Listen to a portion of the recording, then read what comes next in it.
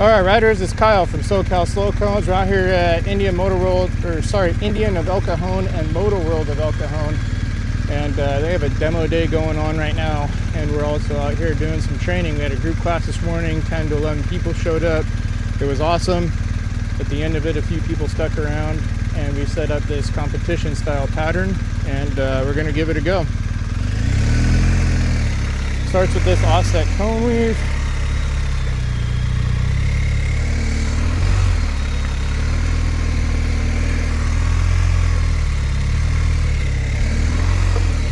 Little acceleration, lane change,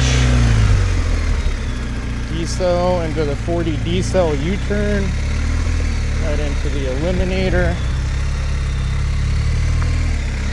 A little bit of trail braking, help get that bike turned around.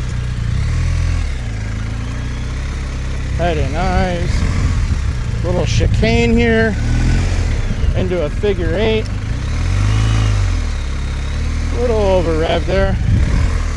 Trail brake, get it turned back. Right back into the offset cone weave.